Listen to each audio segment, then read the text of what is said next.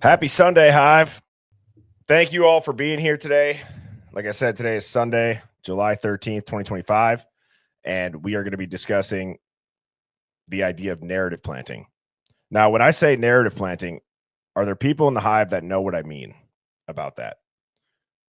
Because I think straightforward on its face, you hear narrative planting, and it's like, oh, yeah, that would make sense. But sometimes I don't know if people know how to identify what it looks like unless it's pointed out to them. So I'm not trying to sit up here and be a teacher by any means, but one of the best examples that I can think of is when 9/11 had happened.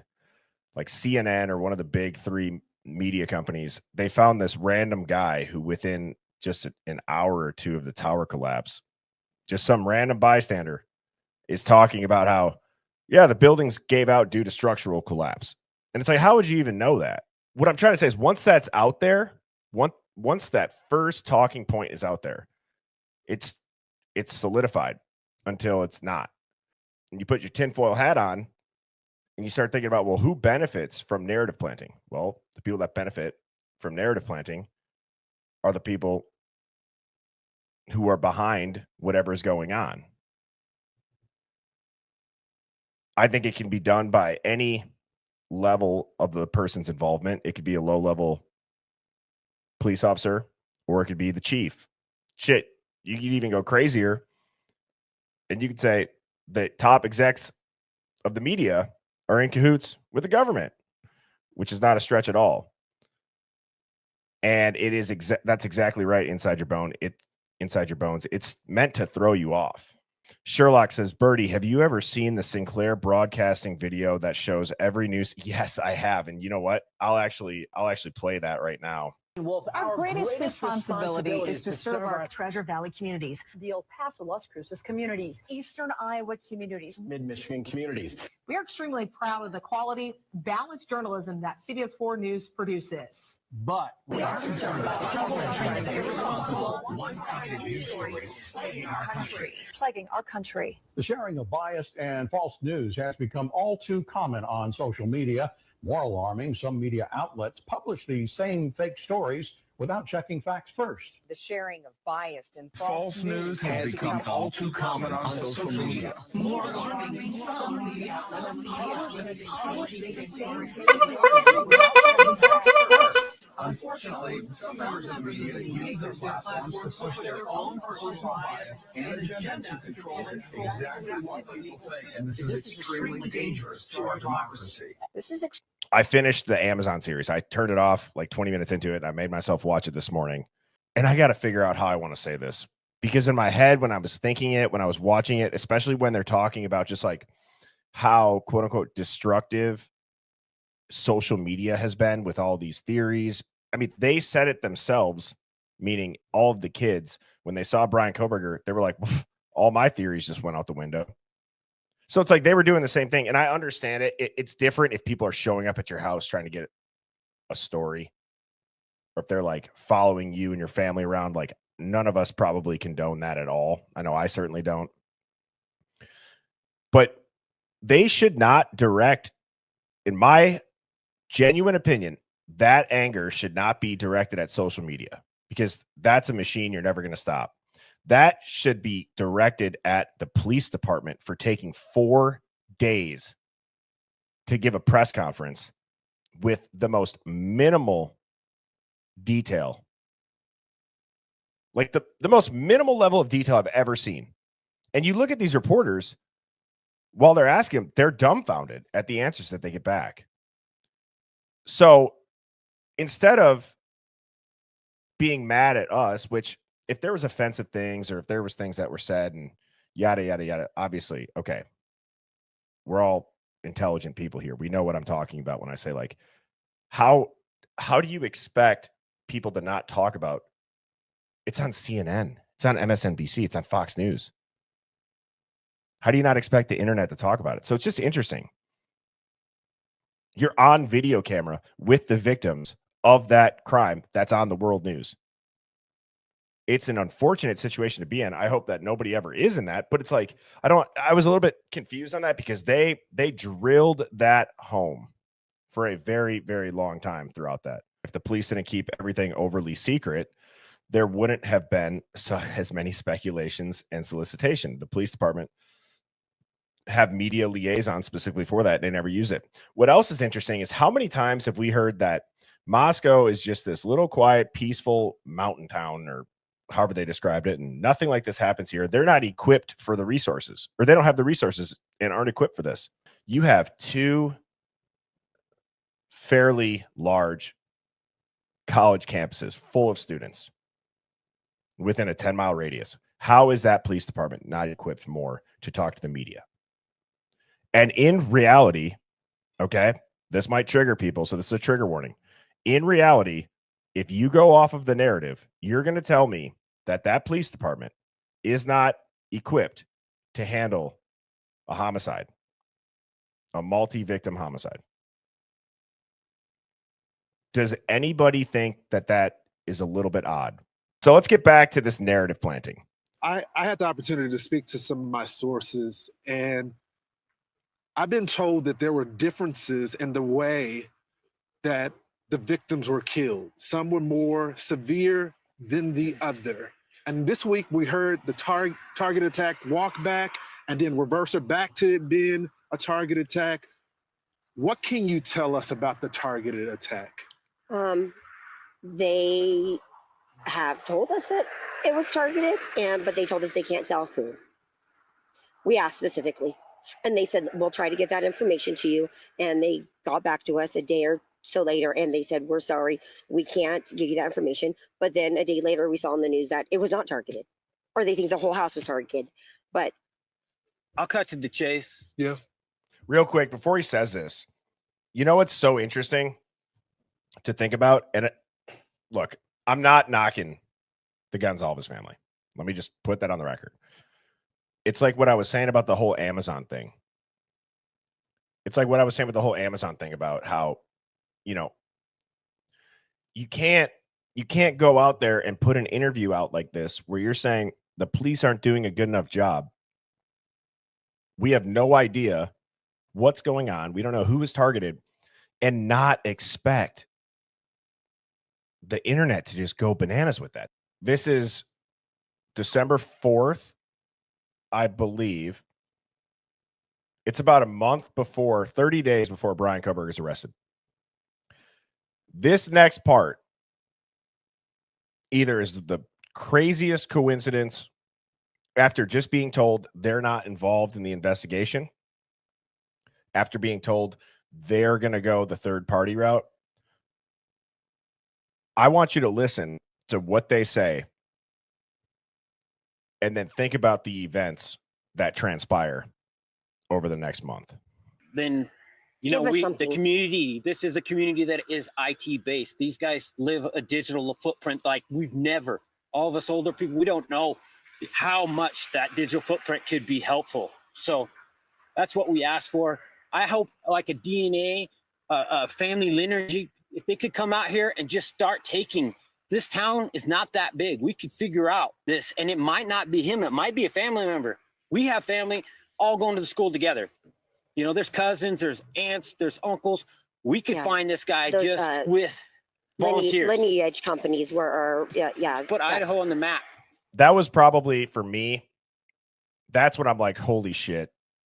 They just planted the entire narrative. They're going to use the digital footprint, and they're going to use family lineage. They say it down to swab people, and it might not be him. It might be a family member. Is that a coincidence? Or they said that, and the police are like, oh, maybe that's not a bad idea, but I don't think that that's what happened. Dateline, Amazon, and the book being released prior to the trial was one thing that none of us could wrap our heads around as far as the narrative goes. I'm putting my tinfoil hat on for this because I meant to say this on the stream Friday night and I forgot to. My initial theory was if they did want to leak information, meaning Steve G, as we know he's done, and they leak it through the big media. The big media knows that they're going to get the views, they're going to get the engagement, they're going to get the payout. And if it all blows up and we find out that it was leaked from a victim's parent, how is there any flack towards that victim's parent? I don't think that they would get beat up in the news at all if it's a victim's parent. So maybe that's how they thought of it. But then I started thinking, after seeing this production that Amazon just did, guys, that had to be in the works. That had to be in the works for so long. Like, I'll give an example. I was on a TV show on Amazon for their business show. I had to be there an entire weekend, and my portion of the clip that I was in, it was 22 minutes.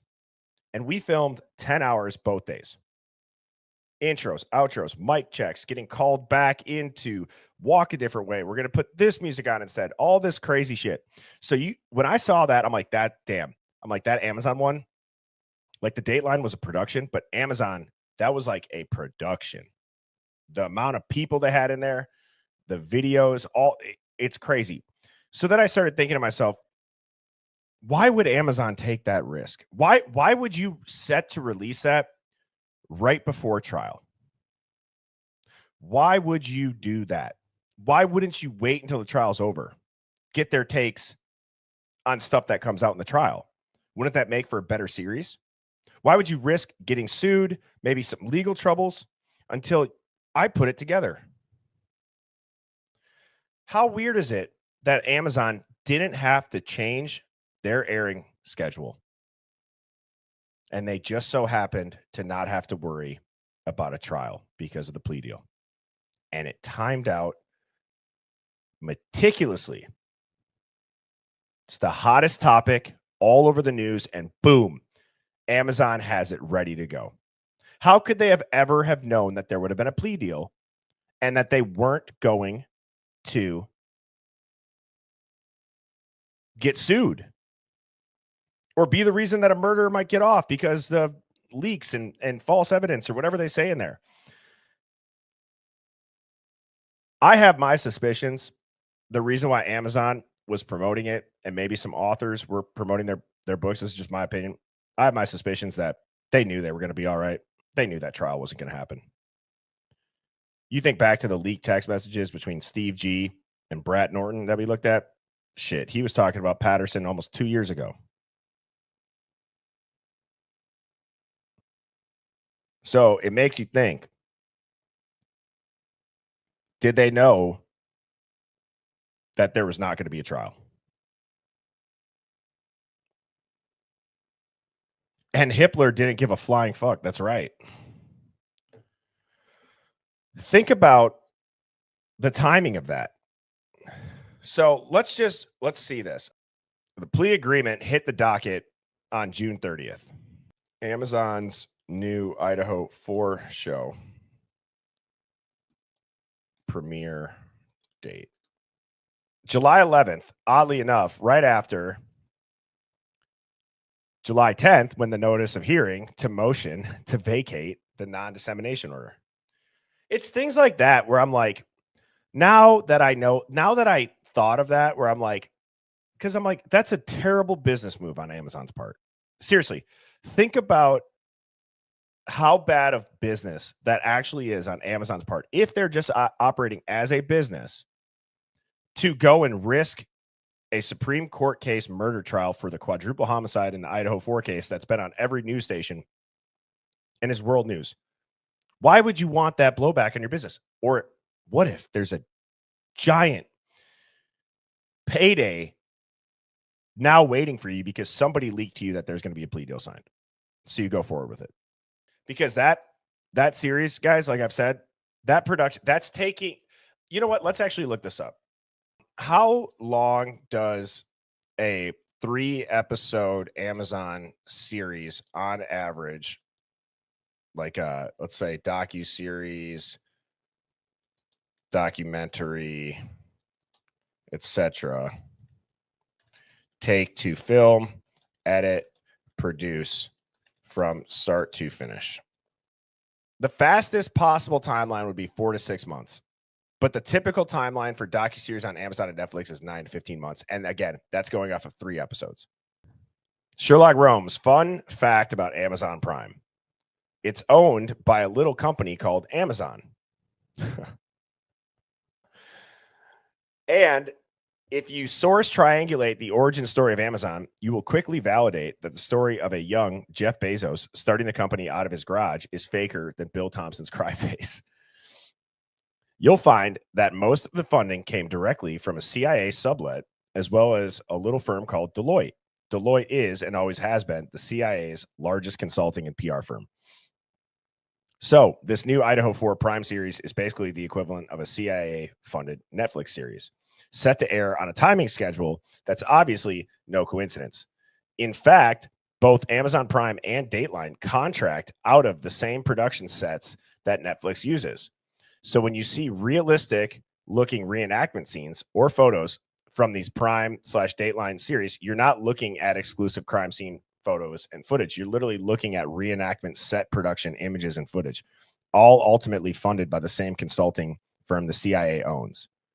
Every single bit of this new Prime series was carefully crafted to throw us all off truth disclosure and follow carefully crafted rabbit holes the state made, false leads, clever distractions, and misdirections, all combined with real witness interviews.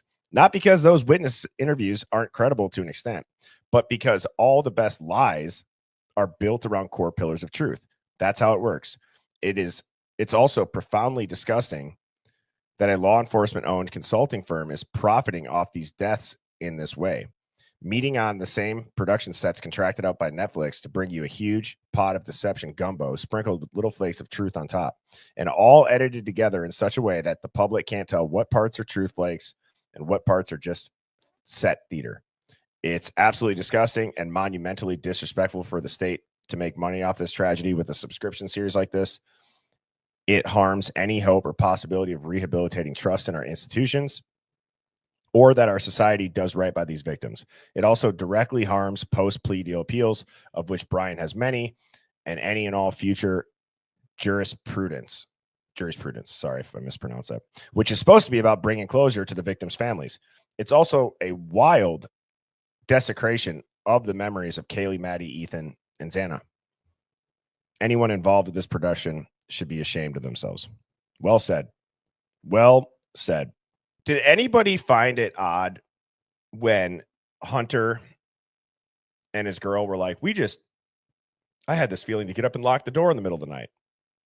I've never had that feeling before. Now, either that's dramatized for the show, a coincidence, or it's like, did you know there was some shit going down that's like, fuck, I should probably make sure my door's locked tonight. People have been saying, too, that the lack of Kaylee being brought up in the series is a little odd. I mean, I'm not going to lie. Like, it was a well-produced series. Like, if you were a normie and you just sat there staring at your TV, mouth breathing, you would think, holy shit, that was a horrific crime. And you would think you know everything about that crime now. Where did they take the material from the demolition of the house? Oh, I don't know if we've ever looked into that. So NIL is operated by Battle Energy Alliance for the U.S. Department of Energy. That lab works on nuclear energy, cybersecurity, national security simulations, weapons systems testing, and notably classified research tied to federal defense. Why does this matter? A company that has clearance to work on DOE nuclear sites is required to meet strict federal security vetting, especially when dealing with restricted areas or infrastructure tied to classified projects. So ask yourself, here we go, chat. Here we go. So you got to ask yourself, why would DePatco, a seemingly local construction firm, be cleared for Department of Energy work and then tapped to demolish one of the most infamous murder scenes in modern U.S. history? Either they have deep background vetting, making them trusted federal contractors, or they were selected because the scene needed someone who could operate quietly within classified protocols. this isn't just a house demo crew. This is a vetted team trusted to handle sensitive materials and procedures. This adds weight to the theory that something in or around that house was classified, compromised, or connected to an ongoing federal protection or ops program. Hive, holy hell. North American Relocation Services. I looked into their parent company. It's SARVA, S-A-R-V-A. They hold a Schedule 48, which allows them to move law enforcement assets. And so not only does the moving company hold the ability to move the federally protected assets or their property, so does the freaking contractor that tore their house down. Other federal personnel. I don't know when I've ever seen the local PD move victims' belongings out of a house. And also, it's odd, too, that it's not just the victims. You got Bethany's name on this. If there was that much blood, wouldn't you think there'd be a little bit more of a concern about biohazard? And they got no gloves on. Oddly enough, the only person that's wearing gloves is holding a suitcase where the name on it is Steve G's name. So again, you start to think about this stuff here. Well, that would make a little bit more sense on why local PD would be moving out, not just the victim stuff, but the survivors. Maybe that's why it's just thrown into a moving van. There's no real caring for the evidence because they know they're going to go incinerate it. They don't need to preserve it. That house is underneath what they call, or what this is calling, a black burn protocol. Top dog chat to everybody in this stream. This was one for the books. Here is where the Discord link can be found. You just click the more, scroll down, make sure you have the app downloaded on your phone. Guys, I just want to let you all know how much this Hive and the stream means to me. For God's sakes, we got people that are ready to go get it permanently put in ink on them. That is awesome. To have a Hive mind or run along NPC tattoo. So I just want to say thank you genuinely for everybody that does tune in. I will continue to take inquiries for the Hive Mind Finds at birdiebombshell00@gmail.com, as well as if you want to be on the roundtable the last Sunday of every month. You can also email me, put the title of the email as Hive Mind Roundtable, and then a couple sentences on what you want to be a part of. Just to give you guys a little teaser, I got a really good one already. And I think I've already said this one, but this person has worked in the court system, like would be behind the scenes while a trial's going on, for 20 years. So there's some really, really awesome stories out in the Hive. I want to give you guys a platform to share it. And with that being said, I hope you all have a great rest of your Sunday. Relax, put your feet up, get ready for the work week tomorrow. I will be back on tomorrow evening with Devil's Advocates at 7 p.m., everybody. Cheers. Birds flying high, you know how I feel. Sun in the sky, you know how I feel. Breeze drifting on by, you know how I feel. It's a new dawn, it's a new day, it's a new life.